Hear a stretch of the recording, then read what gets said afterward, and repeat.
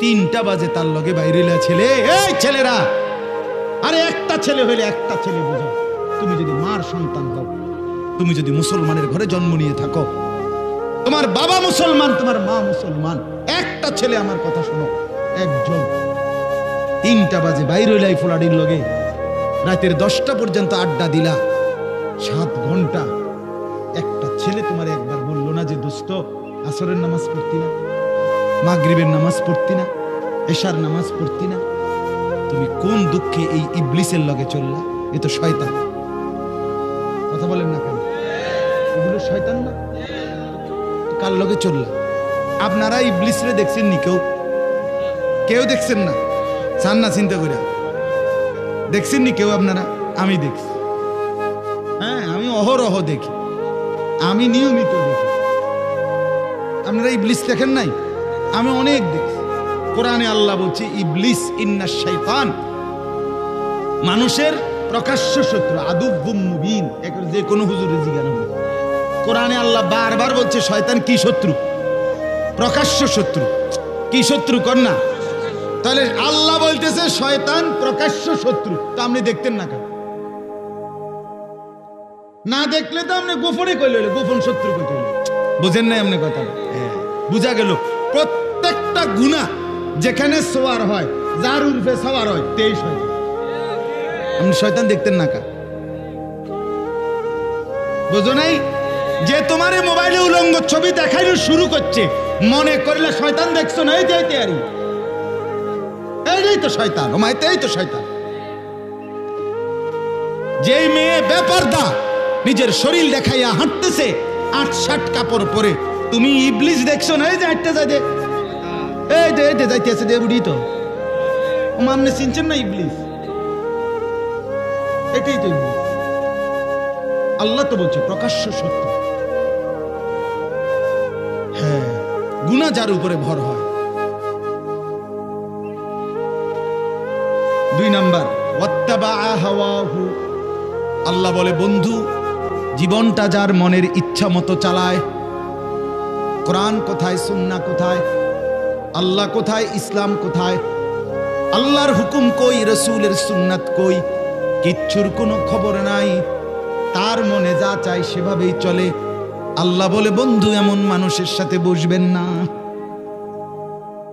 এই জন্য বলি চাচারা, বাবারা, যেই 5 জনের লগে আপনি প্রত্যেক দিন বিকাল বেলা বসেন, তারা তো বিড়ি খায়, আপনি কেমনে তাদের লগে বসেন?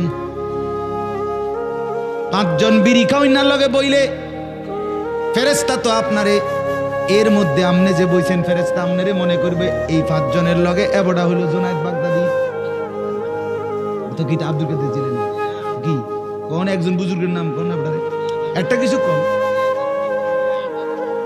আমনে কোন ডকের কি বোঝা যায় না? আমনে যে চিকন টুলের মধ্যে চা দোকানে 6 জনের লগে বইয়া বইয়া টেলিভিশন দেখেন, আমনে কি ডকের মানুষ বোঝা যায় না? এবড়া হেনে বইয়া কই ভালো মানুষ তো দেখি না, কীর্তন দেখবেন আপনি?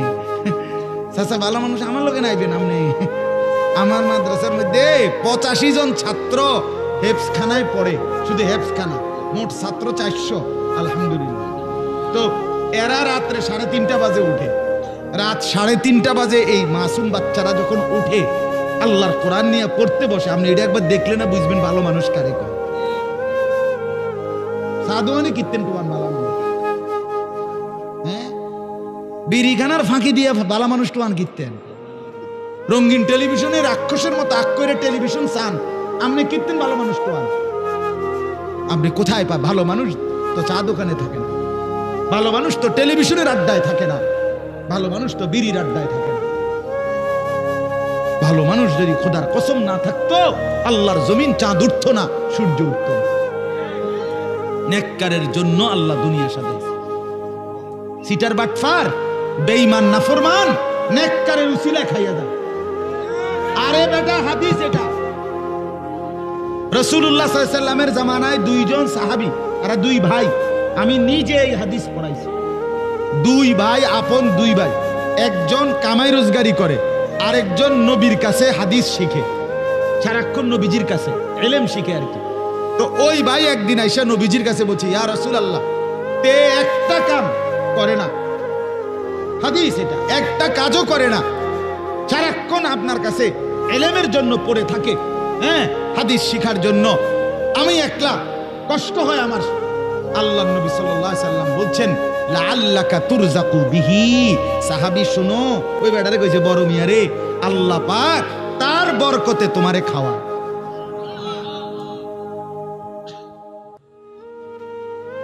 কার বরকতে? তালেবে ইলমের বরকতে, তালেবে ইলমের বরকতে। এই আল্লাহর কোরআন যারা মাদ্রাসায় ছেলেরা মেয়েরা পড়ে, খোদার কসম তাদের বরকতে আমরা বাকিরা খাই। আমার শায়েখ আল্লামা মুফতি মুশতাকুর নবী সাহেব বলে, এক রাত্রে শহরে বন্দরে যে জিনা ব্যভিচার মদ জুয়ার আড্ডা হয় বড় বড় শহরে, এক রাতেই গজব দিয়ে উল্টে এলাউনের কথা। কিন্তু জায়গায় জায়গায় ফাঁকে ফাঁকে বিভিন্ন মাদ্রাসা হেফজখানা, রাতের 3টা বাজে ছেলেরা যখন উঠে যায় আল্লাহর কোরআন নিয়ে বসে, তো রব্বুল আলামিন বলে, চেয়েছিলাম আযাব দিয়ে ধ্বংস করে দিতে, কিন্তু তোরা উঠে গেলি, তোরা উঠে গেলি বান্দা, তোদের হাতে আমার কোরআন দেখে আমি কেমনে আযাব দিই। ঠিক আছে, যা তুলে নিবি।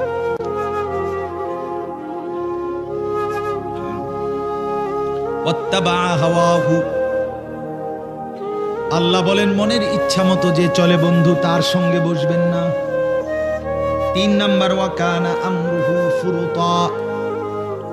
রব্বুল আলামিন বলেন, বন্ধু, প্রতিটা গুনার কাজে যে সীমা লঙ্ঘন করে, এমন সীমা লঙ্ঘনকারী পাপীর সাথে আপনি বসবেন না। একটা তো হইল গুনাহ, কোনদিন ভিন নারী দেখে ফেলছেন, গুনাহ হয়েছে, তওবা করে নিছেন, আল্লাহ ভুল করে ফেলছি। আর একটা হলো আপনার জিন্দেগি টেলিভিশন দেখা, দেখে সীমা লঙ্ঘন না? একটা হলো গুনাহ হয়ে গেছে, মিছা কথা একবার কইয়া লাইছেন আপনি, মনের বেখেয়াল কইয়া লাইছেন, আল্লাহ মাফ করে দেন, ভুল হয়েছে আর বলবো না। আর একটা হলো ওজনে কম দেওয়া, এটাই আপনার ব্যবসা, আপনার সিস্টেমে এটা, আপনি কাস্টমারের লগে কাঁচা মিছা কথা আছে না? এমন কথা বলেন, 30 বছর এই ঢাকাইতে এক তালে ব্যবসা করতে আছে, প্রতিদিন ওজনে কম দেয়। 3 নম্বর মালেরে 6 নম্বর মালেরে কয় 1 নম্বর, কয় যে এই জাফান থেকে আমরা বাড়ির উঠে ফেলাইছি, এয়ারপোর্টও আইছে না, ডাইরেক্ট এনদে যাইতে সময় বিমান, জাপানের যাইতে সময় এনদে হালাই দিয়ে ডাইরেক্ট জাপান, মানে আমরা সালে ফুটছি জাপান। এরকম মিথ্যু আছে কিনা বলেন না? কাঠটা হারাম হয়ে যাবে, এ ব্যবসাটা হারাম, মরা বাপের কসম, মানে জিডার সামনে পাইব কাঠ, সার কাপ, নুনের বাড়ি, আমনের জিডার সামনে বিডার কসম। হ্যাঁ, আপনি জানেন না, রাসূলুল্লাহ সাল্লাল্লাহু আলাইহি ওয়াসাল্লাম বলছে, হাদিসে আছে, পৃথিবীতে সবচেয়ে বেশি কসম খায় কে? ব্যবসায়ীরা। এটা হাদিস, নবী বলছে যে সবচেয়ে বেশি কসম করে কে? ব্যবসায়ী। আর সবচেয়ে বেশি অভিশাপ দেয় কে? বেডিরা। হ্যাঁ, এটা রাসূল বলছে, হাদিস, নবীজি বলছে সবচেয়ে বেশি অভিশাপ দেয় কে? একারে আপন ফুত, এ বুড়ির ফুত, এতে হয়তো ফ্যাঁকের মধ্যে শরীরটা বড়াই লাইছে, এ তারে গজব দিয়ে লাইছে জায়গা, তোর রূপে খোদার গজব করুক, তুই এই মাত্র তোরে হাফ প্যান্টটা ফিন্দাই দিলাম, হায় হায় হায় মা, তুমি কারে গজব দিলাম, আর মাত্র না কইয়া লাইছি। আপন স্বামী তে বেড়ারও অহরহ কি দেয়? গজব দেয়। আছে না এরকম মহিলা? এভেলেবেল। আপন স্বামী, স্বামীরে কেমনে লানত দেয়, সন্তানকে কিভাবে লানত দেয়, স্বামীর মাকে কিভাবে অভিশাপ দেয়। তোমার শাশুড়ি হতে পারে অপছন্দ হয়েছে কোনো আচরণ, তাই বলে তোমার স্বামী সেই শাশুড়ি তোমারে না, শাশুড়ি তোমার স্বামীর তো মা, ঠিক কিনা বলেন না কেন? বেচারার জান্নাত তো তার মায়ের পায়ের নিচে, তুমি যে তারে সরাইয়া লাইলা, তুমি যে তারে আলগা করে লাইলা, এই বেচারা এই ছেলেটাকে, তোমার স্বামীটাকে তো তুমি চিরতরে জাহান্নামের দিকে টুকাই দিলে। তোমার একটু সুখের লাগিয়া তুমি স্বামী বেচারারে শেষ করে দিলা, ওই ছেলেটার জীবন শেষ করে দিলা। মার অভিশাপে, বাবার অভিশাপে সন্তান জাহান্নামী হবে না? কথা বলেন না কেন? তখন জাহান্নাম থেকে বাঁচাবে স্ত্রী। মার অভিশাপ যখন পড়বে তো স্ত্রী বাঁচাই দিবে না? বাবার অভিশাপ যখন পড়বে তো স্ত্রী বাঁচাই দিবে না? খেয়াল করুন। স্ত্রীকে স্ত্রীর হক দেন, স্ত্রীকে স্ত্রীর প্রাপ্য দেন, স্ত্রীর উপরে জুলুম করবেন না। স্ত্রী জীবনের সঙ্গী, ভালোবাসার সঙ্গী, দয়া মায়ার সঙ্গী। স্ত্রী সে আপন, সে কলিজার টুকরাই, সে ভালোবাসার প্রিয়জন। সব ঠিক আছে, সব ঠিক আছে। স্ত্রীকে সর্বোচ্চ ভালোবাসা এটা কোনো গুনাহ না, কারণ এটা হালাল। কথা বলেন না কেন? এটা তাই বলে মার উপরে জুলুম না, এটা না। বাবার উপরে জুলুম করো না। স্ত্রীর হক স্ত্রীকে, মার হক মাকে। আহা, কত পরিমাণ আজকে সন্তান 6 মাস লাগে না মা বাপ থেকে সন্তান স্ত্রীর প্ররোচনায় আলাদা আলাদা। মা বোঝেন তো, সে তো আগে পড়ালেখা করছে, কাম কাজ শিখছে না, রাইতারে না, এত বড় সংসার। বোঝেন তো মা, আমি আপনাকে দিকে খেয়াল রাখবো মা। হ্যাঁ, কত নিজ্ঞাই শহরে, কি সুন্দর আলা, কি সিহন কথা কইলেন আপনি। আমনে শুধু ভাত খান, আপনার মা চিরা খাইয়া বড় হয়েছে। আপনি কার কলিজার মধ্যে দাগ দিয়া গেলেন, আমি খবর নাই না। সুখ ঠিক আছে, দুনিয়া আর কি, আখেরাত। অতএব কথা শেষ। পরের আয়াতের মধ্যে ওয়াকুলিল হাক্কু মির রাব্বিকুম, আল্লাহ বলে বন্ধু আমার পক্ষ থেকে সত্য কথা আমি বলে দিলাম। ফামান শাআ ফালিয়ুমিন ওয়া মান শাআ ফালিয়াকফুর, যার ইচ্ছা ঈমান আনো, যার ইচ্ছা কুফরি করো। মনে রাখবেন, ইন্না আ'তাদনা লিয-যালিমিনা নারান আহাতা বিহিম সুরাদিকুহা, আমি সমস্ত পাপী নাফরমানের জন্য এমন জাহান্নামের আগুন রেডি করছি, যে আগুন মাঝখানেও আগুন, চতুর্দিকের বেষ্টনীর মধ্যেও আগুন। ওয়া ইন্নাস্তাগীসু ইউগাসু বিমাইন কালমুহলি আহ ইয়াশবিল ওয়ুজুহ, আল্লাহ বলে বান্দা বন্ধু বলে দেন, আমার সেই জাহান্নামে নাফরমান যখন জ্বলবে, প্রচন্ড তৃষ্ণার্ত হয়ে যখন পানি চাইবে, তা এতটা গরম পানি দেওয়া হবে, পানিটা মুখে লাগবার সাথে সাথেই পুরা চেহারাটা ঝলসে যাবে। বিসা শারাব, কত নিকৃষ্ট পানীয়, বিসাআত মুরতাফাকা, কত নিকৃষ্ট ঠিকানা আমার বাপ। অতএব আজকে রাত গভীরে এই কথাটাই শুধু আপনাদেরকে বলতে চাই। ওই 28 নম্বর আয়াত দ্বারা বোঝা গেল, একজন মুসলমান যুবক হন আর বুড়া হন, আপনার সঙ্গী, আপনার আপনজন, আপনার সম্পর্ক, আপনার আন্তরিকতা হবে ইমানদারের সাথে। কার সাথে বলেন না? নামাজের সাথে। নামাজের সাথে। কোনো পাপী, কোনো সীমা লঙ্ঘনকারী, কোনো নাফরমান, তার সাথে স্বাভাবিক দুনিয়া চালবাদের, আমি খরচা কিনছি, খরচা দিছি, আমি গাড়ি তুলছি, গাড়িতে নামছি, আমার লেনদেন দুনিয়া চাই, এটা ঠিক আছে, এটা তো কাফেরের লগও করা যায়। কথা বলেন, কিন্তু বন্ধুত্ব, উঠা বসা, সম্পর্ক, ফ্রেন্ড, আন্তরিকতা, ঘনিষ্ঠতা, এটা যেন কোনো নাফরমানের সাথে না হয়। নাফরমানের সাথে। মোবাইলে তোমার, ফেসবুকে তোমার বন্ধু, পৃথিবীর কাফেররাও, বেঈমানরাও, তুমি জানো না সবার সাথে বন্ধুত্ব হারাম। বেঈমানের সাথে মুমিনের কি হইতে পারে না? তোমার ফ্রেন্ড এই কথার নাম দিয়া এই লিস্টে কোন ইমানদার নেককার ছাড়া অন্য কারো নাম আসতে পারে।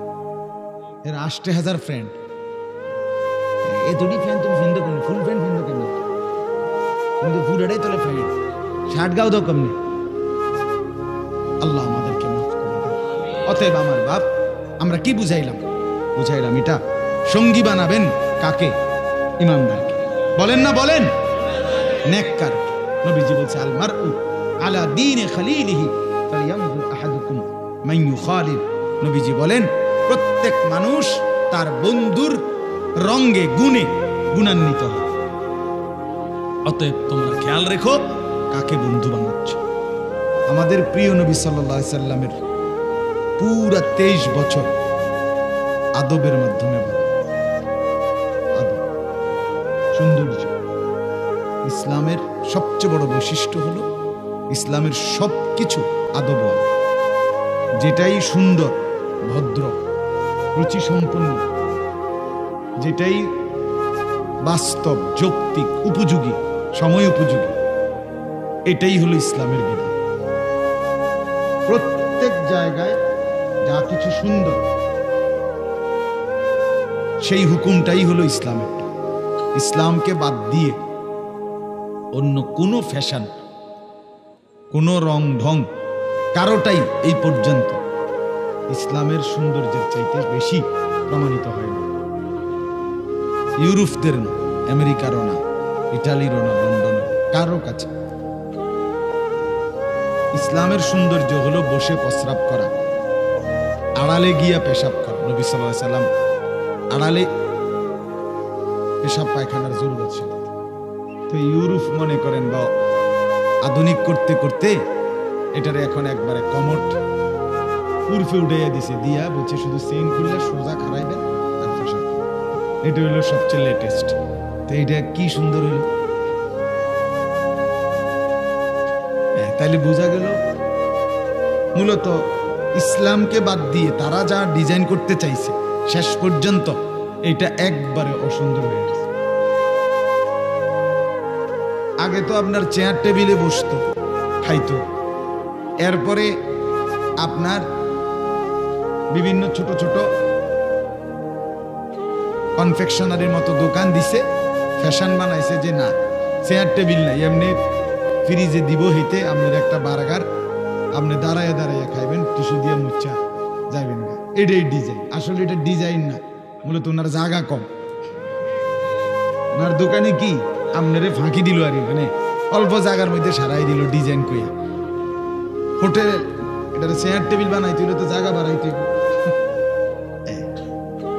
এরপরে আমি নিজে একদিন জীবনে আপনার আগে ছিল শেরাটন হোটেল, এখন নাই, এখন এটার নাম হলো রূপসী বাংলা হোটেল। তো এইটাতে আমার জীবনে আমি একবার গেছি। কেন গেছি?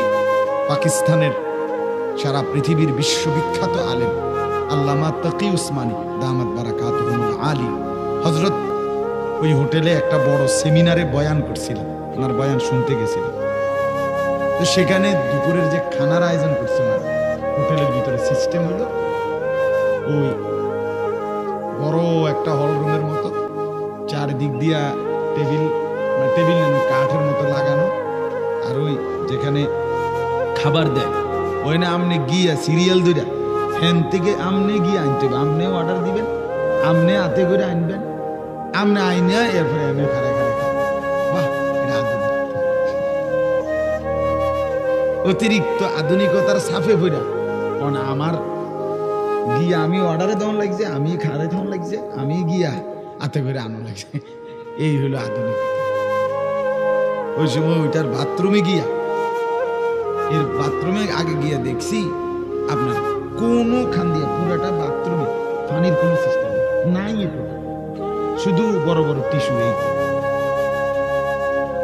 এটাই আধুনিক। বায়ু হবেন, টিস্যু ব্যবহার করে এরপরে বাইরে একটা মেশিনের মতো আছে, এটা তলে হাত দিলে বাতাসের মতো কি বাইরে একটু গ্যারান লাগে। আগের গ্যারান আর এই নতুন গ্যারান মিল্লা স্বাদে গন্ধে অত